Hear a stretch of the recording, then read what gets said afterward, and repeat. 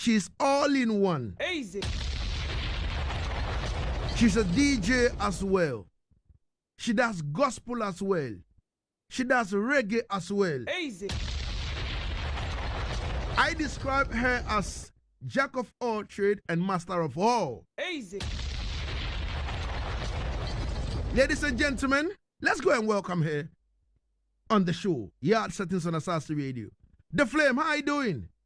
Good morning. How are you? I'm fine, thank you. What about yourself? I'm good. I'm good. And I would like to apologize for putting so much pressure on your phone this morning. It's okay. It's okay. It's after 7 here. So After 7. Yeah. All right. So it's 12:45, here in Ghana. You know what I mean? And at exactly 1 p.m. we have to go to the sports crew for the AFCON. But okay. I'm glad I have you. We can do a bit and then we can find another time and go deeper into your career. Easy. Now, talk to me about yourself in terms of who Marjorie Reid is, or who Lady Flame is, or who the Flame is. Well, yeah, you've done a wonderful introduction. Thank you. I would say a full musician. So I love music, all sorts of music, all genre of music. And I put forth positive music, uplifting music, encouraging music. And with that, I like to, show my versatility in many genres of music, which includes gospel that I'm well known in, reggae, and many others. So I just displayed my rap side about a week ago. So it's, to me, it's all music. So, as long as it's clean music, good music, it doesn't really matter what style of music. And I also play instruments. I play the piano. I'm a beginner on the guitar. So you mentioned earlier, I do write my songs. I'm a songwriter and composer on top of all of those things. So. All right. So the Flame, talk to us about, your growing up, where you were born, what kind of parents were you born to and all that. Okay. Yeah, well, my family is a typical Jamaican family. Both of my parents are from Jamaica. My entire family is from Jamaica. I'm just happen to be, when your parents migrate or your grandparents migrate and they bring their kids to what they think would be a better life, which is here in America. So I was born in Washington, D.C. So my generation happens to be the generation, that's international. So, yeah, but I was raised by my grandparents. So I still got the same style of growing up only in a foreign country. But, it doesn't even matter. When you're raised by your grandparents, it's the same. It's just that you're in a different country. Definitely. So I was lucky enough, to grow up within the culture and have the same upbringing as it would be if I was in Jamaica. So all right. So how did the gospel thing step in for you now? Were you the church going type? Were your grandparents taking you to church and all that, and then you pick it up from there? Or how did it start? Yes, my grandfather was a pastor. My uncle have taken over the church now, and my grandmother, of course, I grew up in church, so every day was church. So that was an easy thing for me to do. It's just that within music, people haven't heard that side as yet. So right before the pandemic is when God Answers Prayers came about. And that's what opened that door. And, that's a time when people need the most encouragement. And, we were going through a rough time. The world didn't know what was going on. So that was the path. And that's the path that I've been on, since that time. So it's good to show, that's what was in me from day one. That's actually where my grandparents saw the talent in me from when I was 2 years old. I've been singing within the church. So Wow. Wow. So within the pandemic time, this all things began to unfold and all that. Right. Yes. Wow. So mainly in the gospel side and all that. And what do people think in terms of your family? You understand me? Maybe your grandparents, you singing gospel and all of a sudden you start doing some reggae and all that kind of thing. How are they taking that? The newcomers are pretty much, I mean, they know. It's not like I don't prepare them. The newcomers, but I've had people, that's what I was trying to explain. I've had Yeah. people that been following me from when I first came on the music scene, and that's when I was, when I'm mostly known as Lady Flame. Okay. They know I've been doing reggae from day one, so gospel is just a icing on the cake for them. Okay. But newcomers that come about to know me on the gospel side, was which where the flame came about.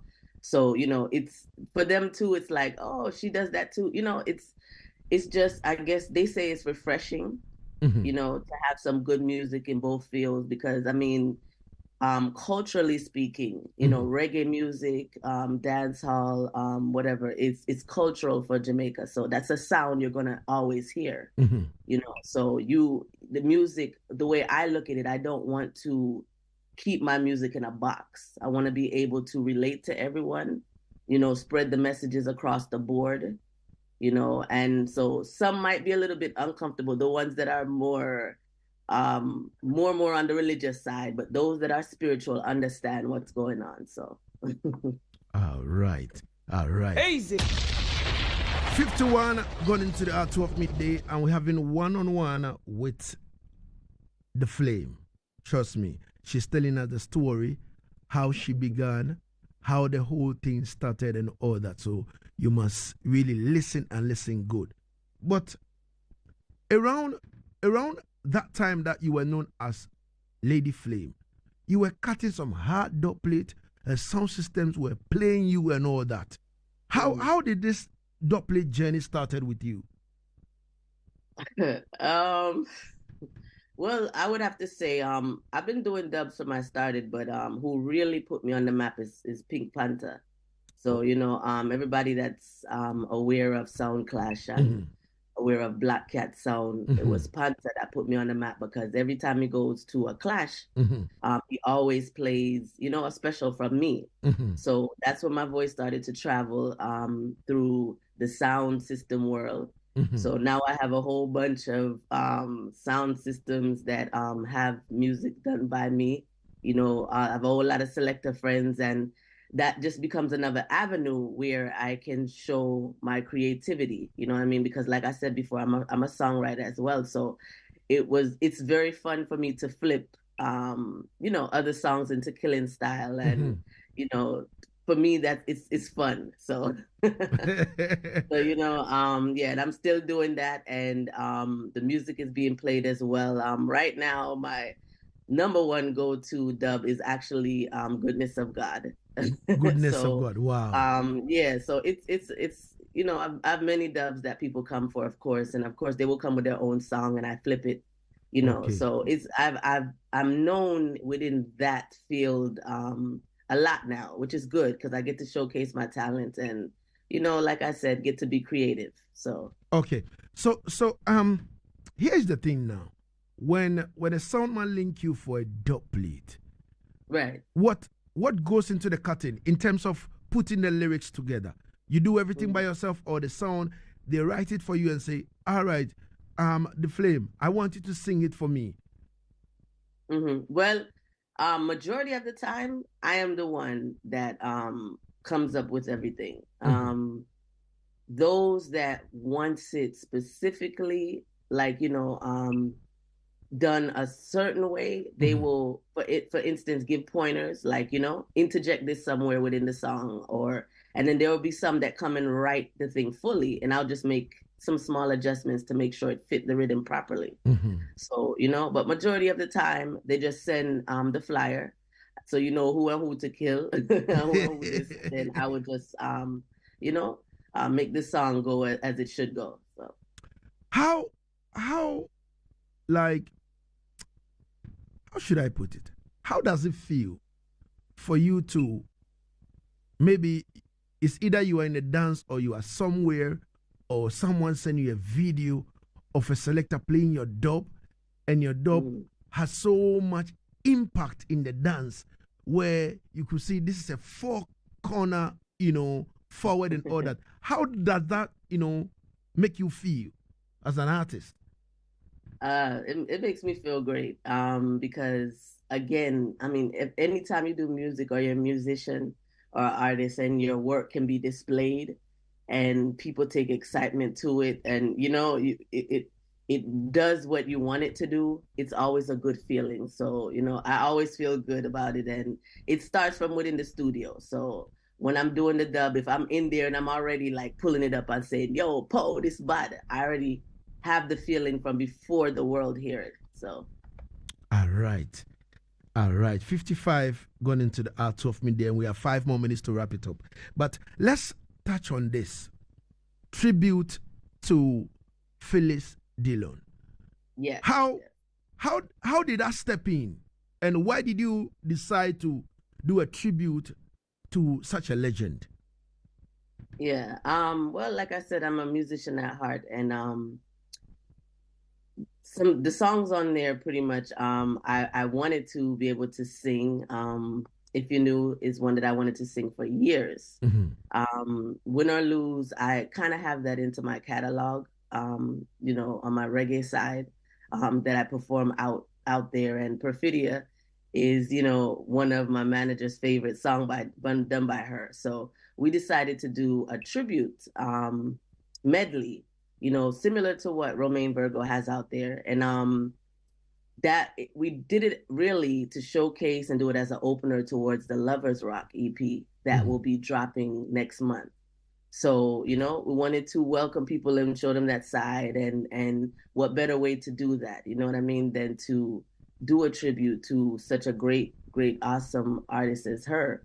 All of those songs are hits, and it was an exciting project to do, bringing it together. You have to big up everybody, the mixer, the master. You have to big up the producer, Rob on Productions. It's his it's his brain into the whole thing.